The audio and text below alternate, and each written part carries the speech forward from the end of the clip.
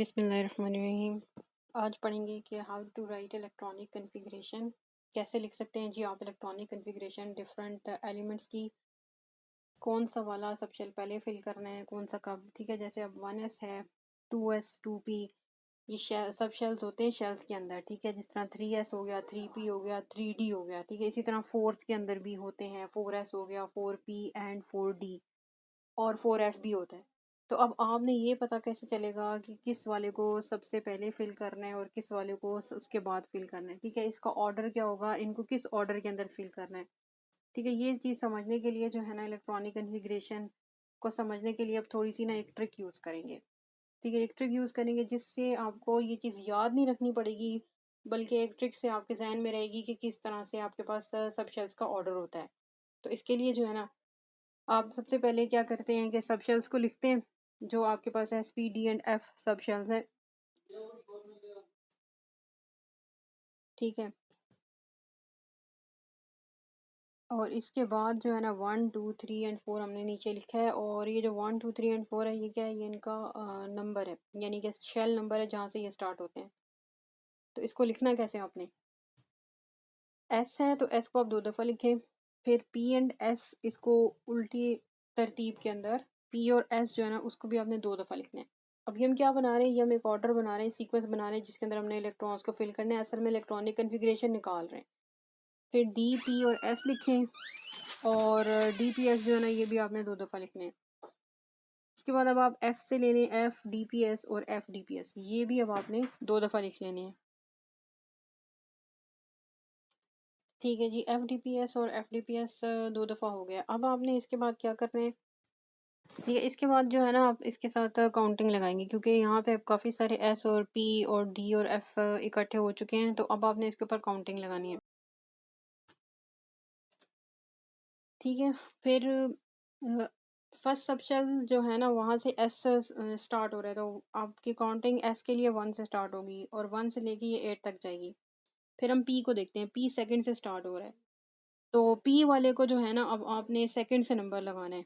ठीक है, सेकंड से इसको नंबर लगाते हैं। और पी के साथ हम सबसे पहले जो है ना 1 लिखेंगे, बल्कि 2 लिखेंगे, 2p हो जाएगा। सेकंड वाला अगला जो p आएगा उसको 3p कर देंगे, उसके बाद वाले को 4, फिर 5, फिर 6p हो जाएगा और फिर 7p हो जाएगा। इस तरह ये p कंप्लीट हो गए हैं। p के बाद जो है ना आपके पास d स्टार्ट हो रहा है।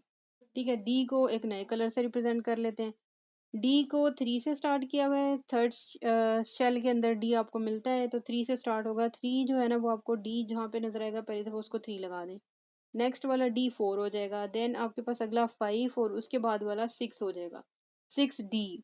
तो ये इस तरह डी की नंबरिंग कंप्लीट हो जाती है। और फिर आप जो है ना एफ की नंबरिंग स्टार्ट कर लें। एफ की नंबरिंग स्टार्ट कहाँ से होगी, 4 से होगी, क्योंकि ये भी 4 सब शेल से स्टार्ट होता है। ठीक है, इसीलिए हम इसको 4 से स्टार्ट करेंगे। एफ आपको जहाँ पे नज़र आ रहा है वहाँ पे हम 4 कर लेते हैं।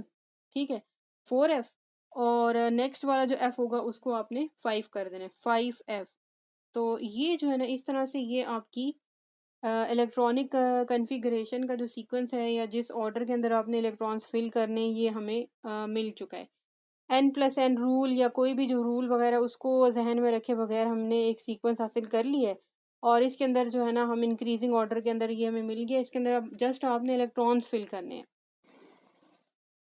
ठीक है जी, तो ये क्या है, ये आपका ऑर्डर है, order of the sub shells in which electrons जो है ना दे विल बी फिल्ड।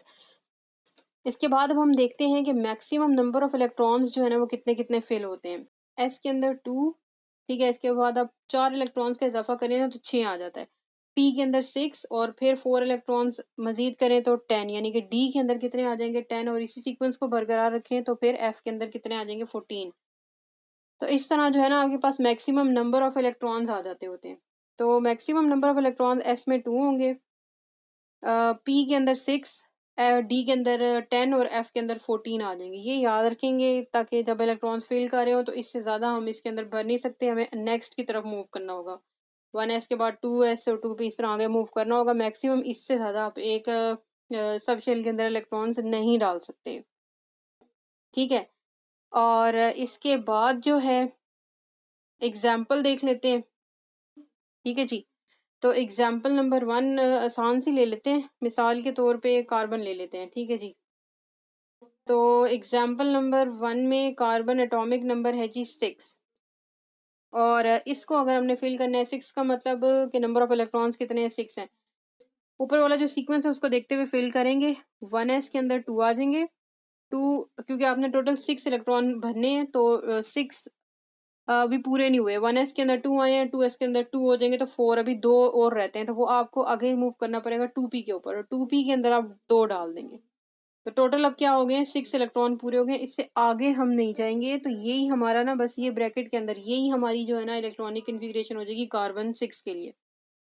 ठीक है और 6 से हमें अंदाज़ा हुआ है कि हमने इलेक्ट्रॉन्स कितने फ़िल करने हैं। ये एटॉमिक नंबर असल में इलेक्ट्रॉन का नंबर है, जितने ये हैं उतने ही आगे जाके आपने इलेक्ट्रॉन फ़िल करने हैं।